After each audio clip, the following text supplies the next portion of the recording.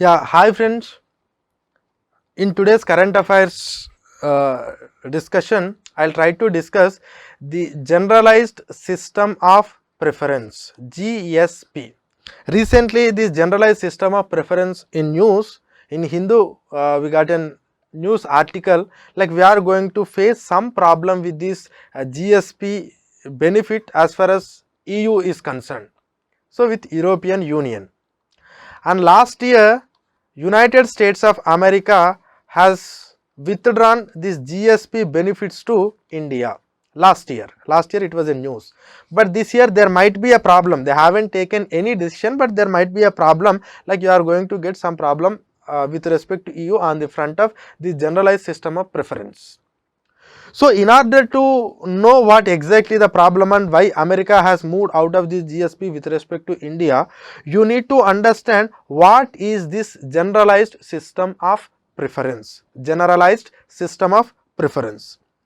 The generalized system of preference was adopted at United Nations Conference on Trade and Development UNCTD CTAD.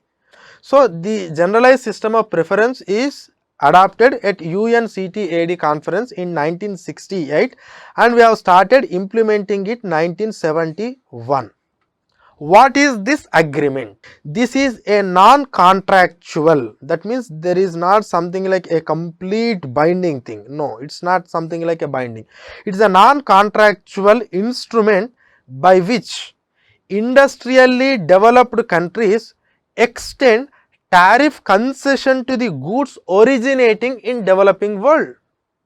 That means if any good originating in the developing world and if it really entering the developed world, then this developed world should give some sort of tax concession or the duty concession to the goods which are originating in the developing countries. Why they are doing that? It is a generous activity that they wanted to do, because they have already developed and these developing countries are in the process of development, and if we provide some sort of benefits, then these countries will also develop. And the motto is to increase the exports of developing countries, to increase the exports of developing countries. That means these countries exports will increase.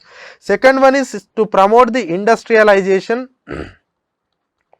to promote industrialization in the developing world, and also it accelerate the growth process in the developing world. So, that is the reason why it is a generous activity, it is a non-contractual obligation. You cannot question anywhere this, okay.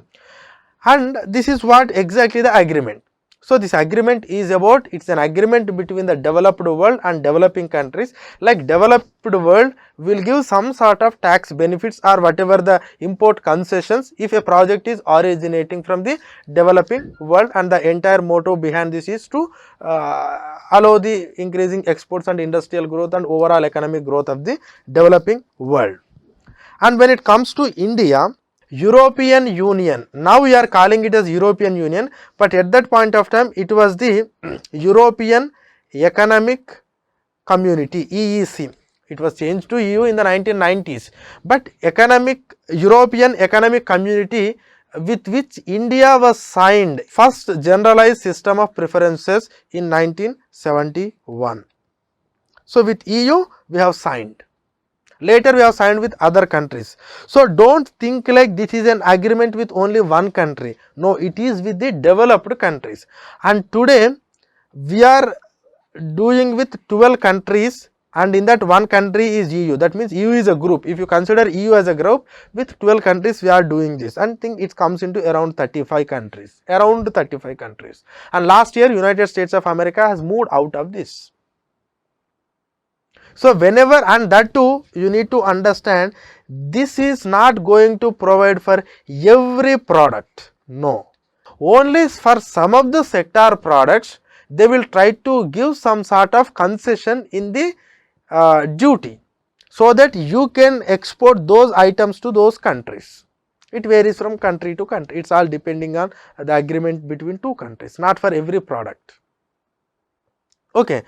Now later we have signed with America in the year 1974. So whatever the eligible products, for that eligible products America started giving, and mostly some of the this textile and the leather products and some of the labor intensive products. So for them they have given these sort of benefits. Now last year United States of America has withdrawn that benefit to India.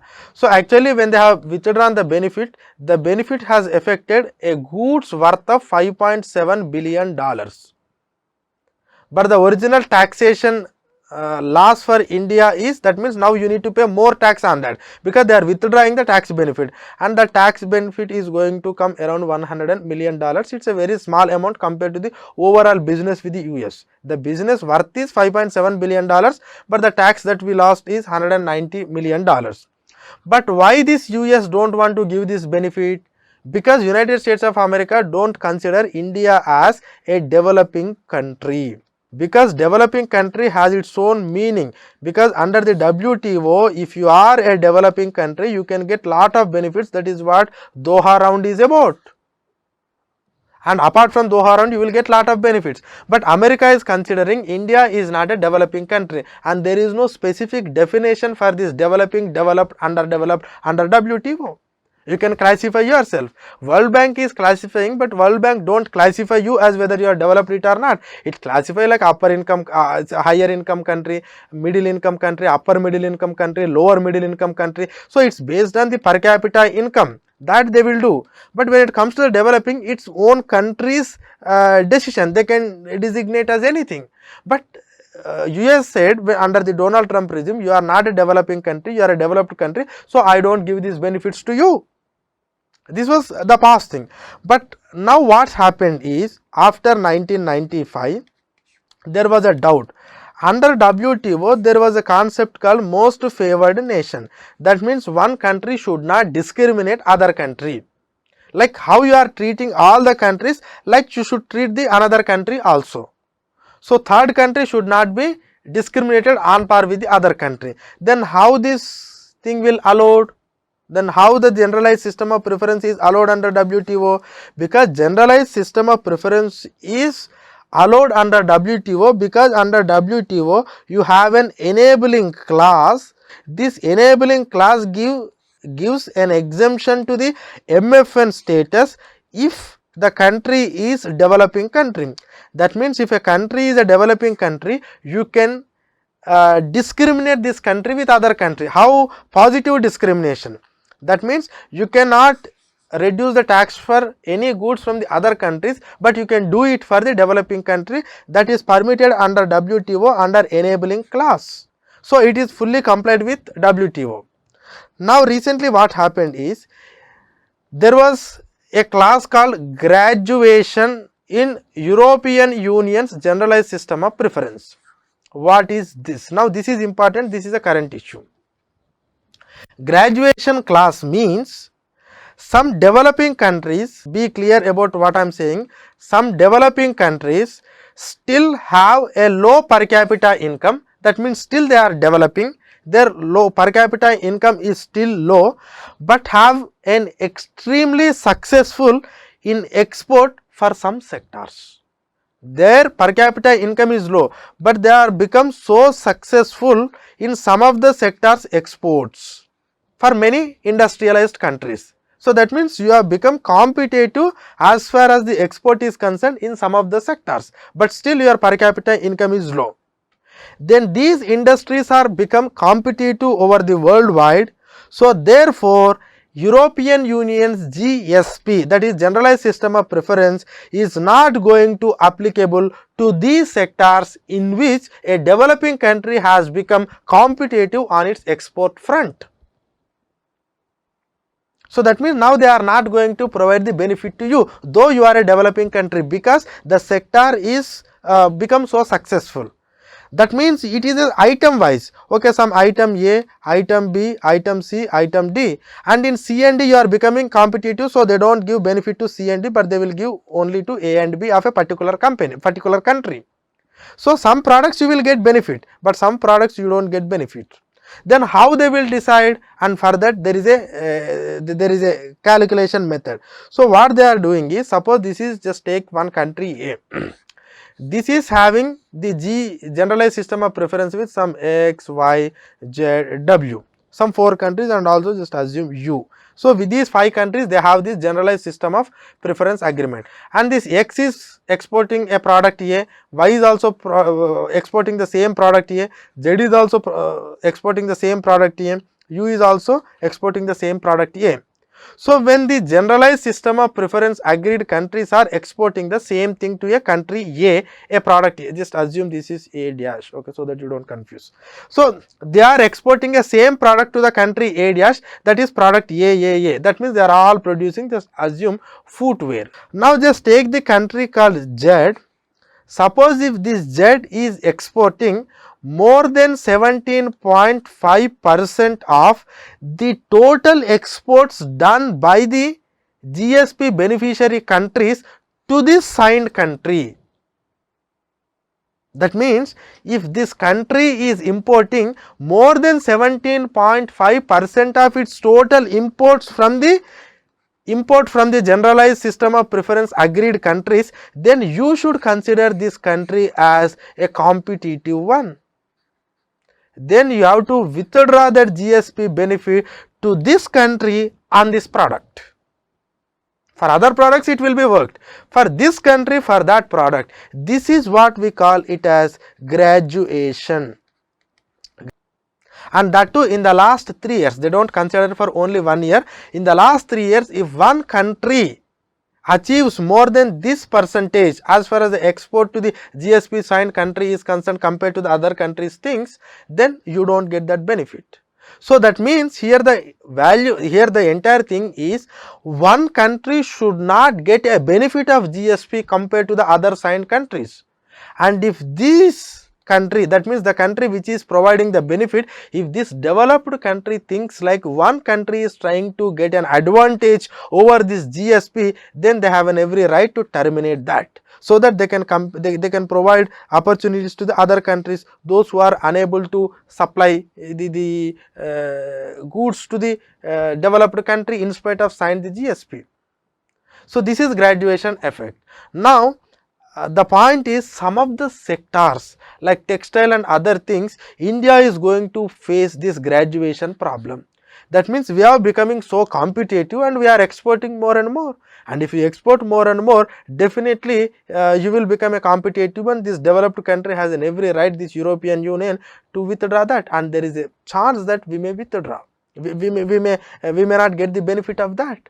Then can you reduce your competitiveness? You can't do that. Then what you can do? You can conclude a much more broader free trade agreement with the European Union, so that you can export your products in a competitive manner, because under free trade agreement some sort of tax concessions will be given. It's both about tariff and as well as non-tariff.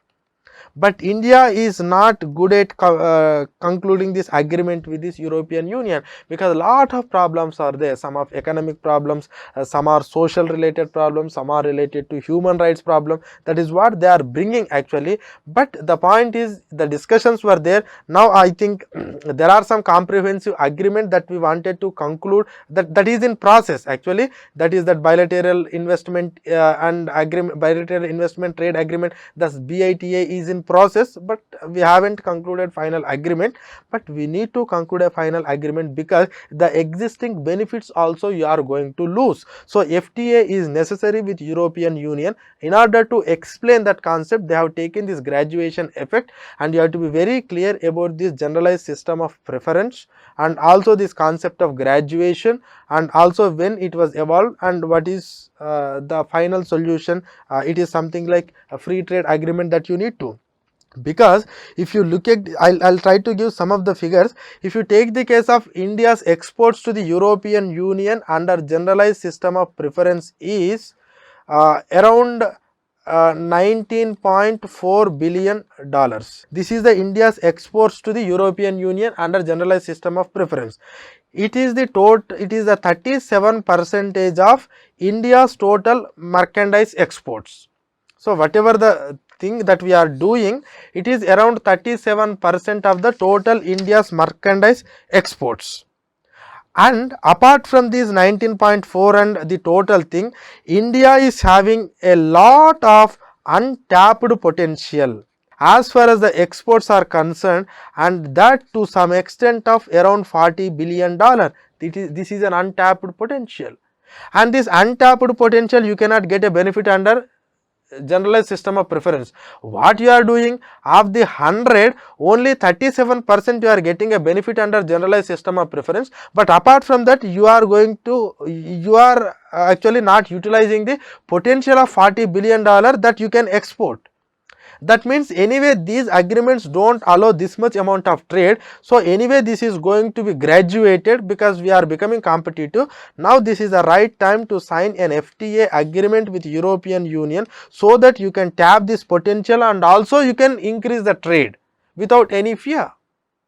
So that is what the necessary thing that we need to understand. So it includes some aspects of the prelims and also some aspect of the mains, because the point is UPSC sometimes will ask you, okay, social class recently in news, it is under which agreement?